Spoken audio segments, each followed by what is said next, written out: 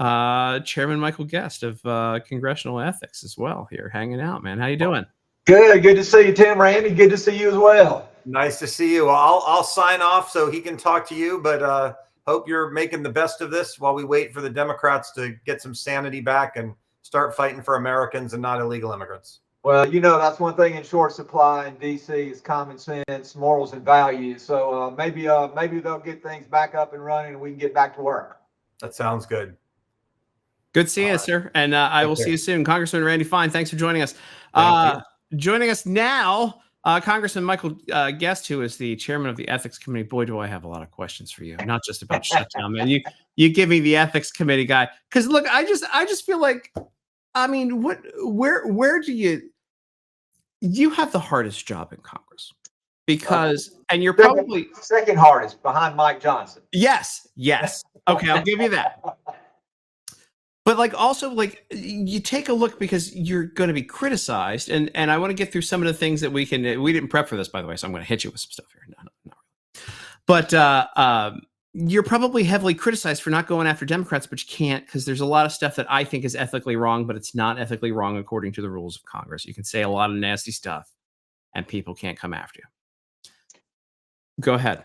Well, I was going to say, one thing people don't know about the Ethics Committee is an equally divided committee. And so 5 Republicans, 5 Democrats. And so unlike other committees where the party in the majority really controls what happens, say whether it be the Committee on Homeland Security, the Committee on Appropriations, to where the majority party actually has more members than the minority, and they have the ability to actually control the agenda.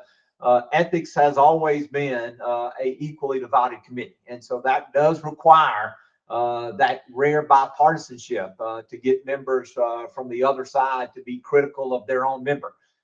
And we've been able to accomplish that in some instances, but there are other times where there would have been conduct that I felt like could have been charged under the ethics violation or an ethics violation. That's been very difficult for us to come to that consensus on.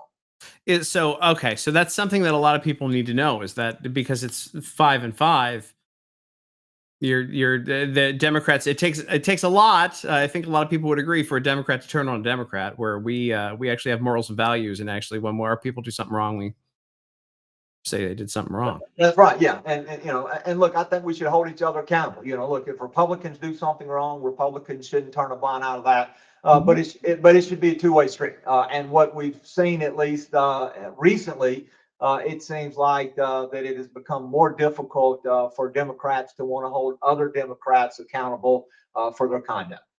Yeah, I'm just going to say one name, and then we should talk about the shutdown stuff. But Maxine Waters.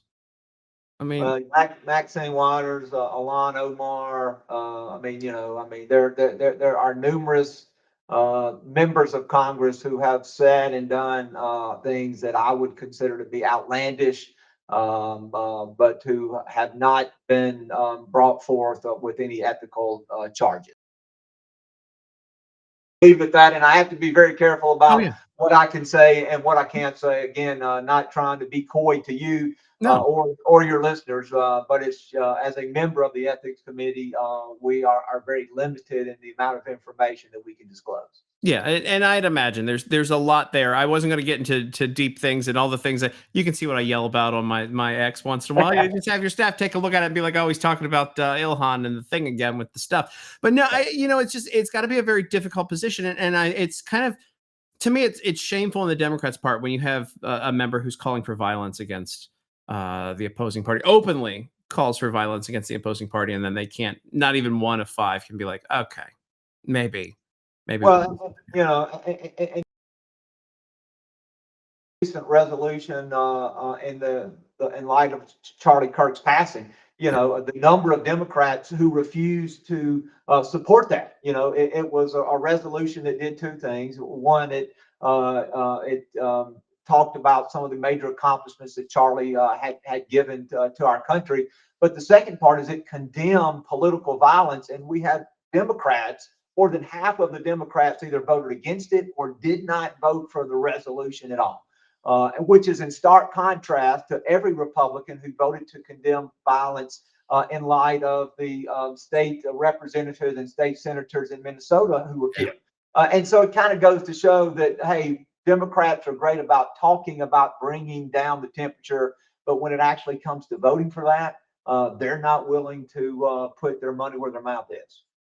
Yeah, and I stopped myself because I was thinking like who would be an equivalent on the side of Charlie Kirk. I'm not going to say that because that would be taken out of context. But if someone as the equivalent of Charlie Kirk on the left was murdered in that at all, our side would come out and pray with them. I mean, you take a look at President Trump's honest reaction when he found out that Ruth Bader Ginsburg died.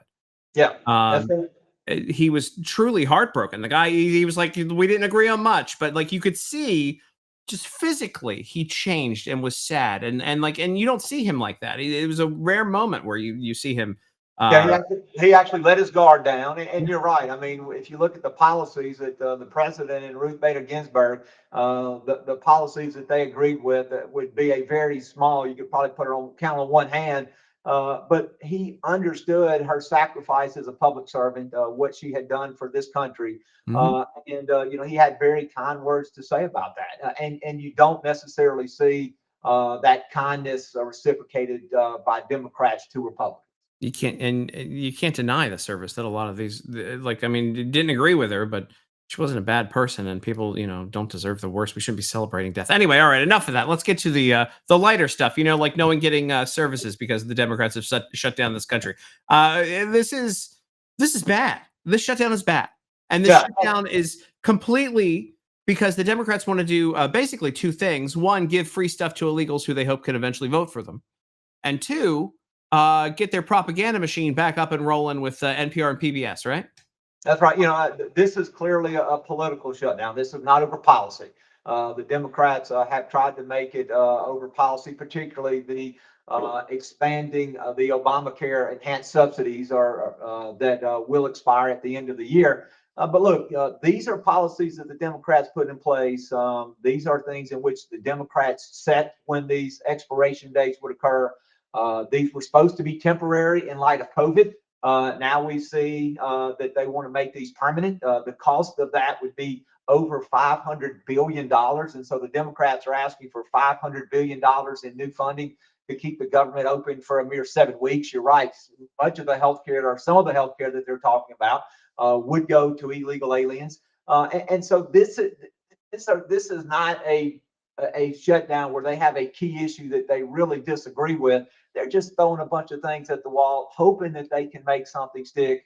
And some of it, and I think much of it, is being driven by Chuck Schumer in his fear of a very popular Democratic member in his district. She may not be popular in my district, but she's popular in New York.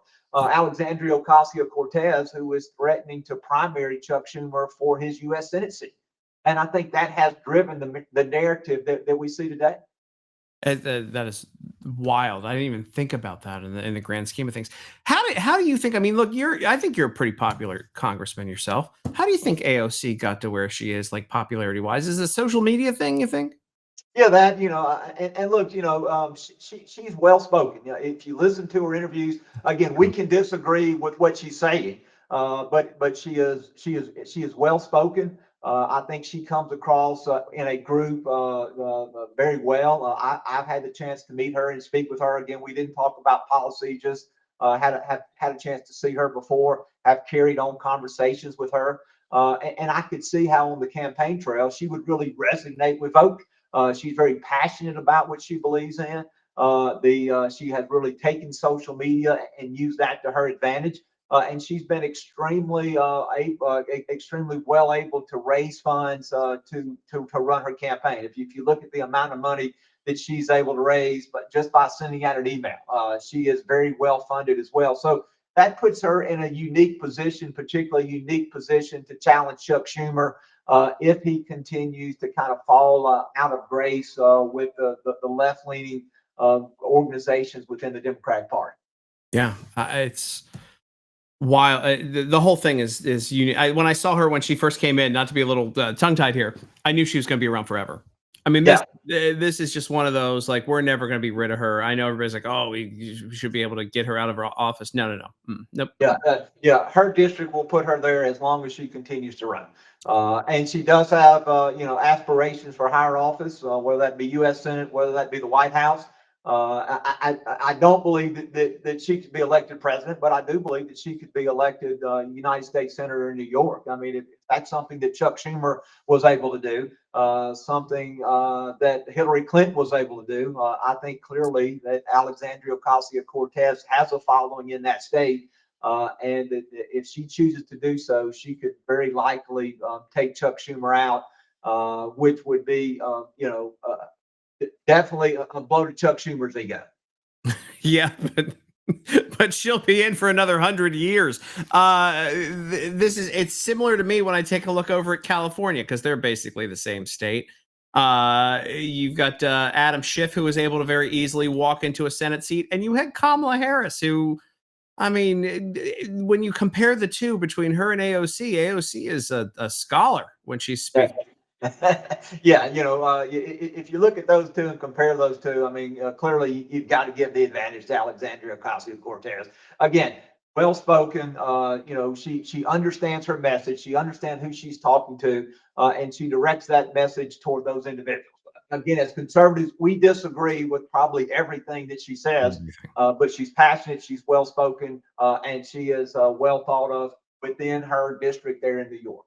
Actually, I think one time she said something about she agreed with Ted Cruz about the families or something not being able, families of members of Congress not being able to work for, or lobbyists or something like that while they were in it. Something she made one good point one time. I got to give her credit. I'm going to be unbiased. Yeah. But when Ted Cruz agreed with her, I was like, "What?" I really thought hell froze over that day. That's right. When you get the far left and the far right agreeing on something, you know it must be a real issue. Yeah, yeah. Let me ask you this, because in the middle of everything, you have a tough job, not only because you're chair of ethics and then all the other things that you do, but constituent work never stops. Yeah, that's right. It- Yeah, and my staff is, all been deemed essential. Working, we're serving the people of our district. I tell you, before I came on today, I got to meet a guy by the name of Billy Byrd. Billy is a 100-year-old World War II veteran. He came in my office and gave me a copy of a book that he had written. He was actually on the first wave of Marines that invaded Iwo Jima. So he was on the island for 32 days fighting the Japanese. And so got a chance to meet with a war hero, somebody who fought for our country, somebody who served in combat, part of that greatest generation. And so, while I'm not in DC working, I'm still here in the district, and I'm getting to spend at least today some time with two great Americans, both you and also Billy Byrd, again, who was a veteran who was on the first wave that hit Iwo Jima and did not leave that island for 32 days until that island had been subdued. Don't put me in the same conversation with him. That guy is, I'm a nobody. That guy's he's a real deal. Now, this is going to be, wow. That's incredible. What an honor. You're like I said though, your staff is essential, and they're in there. They're working for nothing, right? Or are they able to get paid? So they will not be paid at the end of the month. Congress is paid differently in the fact that the House is paid monthly, the Senate is paid twice a month. And so none of my employees will miss a check until the end of the month. If the shutdown is still going on at the end of October, 1st of November, they will not be paid. But they are all deemed essential, and they are working. And look, if this is still going on, 30 days in, we've got a big problem. We know that our troops stopped getting paid on the 15th, that there are other members of the federal government who won't get paid at the end of this week. And so I think that becomes a real inflection point as we start seeing individuals who are doing crucial jobs not being paid. I think that will definitely ramp up the pressure, particularly on the Democrats, to reopen the government. And look, if what they're talking about, if the issue of the enhanced Obamacare subsidies, if that's worth shutting the government down, which is what Chuck Schumer has told us, then our leadership, Republican leadership, has said we're willing to have a conversation with you about that. But what we want to do is we want to know a couple things. We want to put some income limits on that, because right now, what most people don't know is 35% of those enhanced Obamacare subsidies go to families making more than $100,000. And so Democrats want you to believe that this is a program for those people who are in poverty or at the poverty limit. That's not the case. 35% of those subsidies go to people or families making $100,000 or more. So we need income limits. We need to put safeguards in place that prevent waste, fraud, and abuse. And again, if this is something that is so important that the Democrats are willing to shut down the government, tell me how you're going to pay for it. Yeah. That's what we need. If we're going to put government programs in place, how are we going to pay for those programs? Don't say we're going to add $500 billion to our national debt. We've done that for far too long. If this is a program, and this is a program, and a hill work down on from the Democrats, tell me what programs you're willing to cut to pay for that. And if you're willing to have those conversations, I'm willing to listen. As someone who pays his taxes late every year, I'm about to feel that in 7 days, my tax money going out. So thank you for trying to cut back that budget. Congressman Michael Guest, thanks for being here. I've got multiple people coming. I got Congressman Tom Tiffany. See, we're just piling up on people today. Tom's my neighbor across the hall in Cannon, so you've got a great American here that you're fixing to hear from. Thanks for being here, sir. Thank you for everything you've done. And I'm literally the only person in the history of the internet. You're welcome to hang out, but if you want to go, you can go. I love this. Is such a weird. So this is where I am today, by the way. This is such a fun thing because I get to hang out with all of the Republican Study Committee guys. Outside my house right now, I've got Beth Van Dyne and Rich McCormick sitting in a car that I have to let into my house. And so I'm bringing in a co-host with Shell here. Shell hosts a show called Shell Shocked. Hi, Shell. Hi. How are you, gentlemen? Great. How are you today? Doing fantastic. So, Shell, we're hanging out with Congressman Michael Guest and Congressman Tom Tiffany from Wisconsin. Listen, great guys. I have to go let 2 congressmen into my house right now because I don't have an assistant in the house. So you guys figure it out. I'll be back. There's only 20,000 people watching. No big deal. Oh, no big deal. No biggie. And look, I've got to drop off. I don't want to eat into Tom's time. So thank y'all for having me on, and thank you for doing this and calling attention to what's going on in our nation's capital.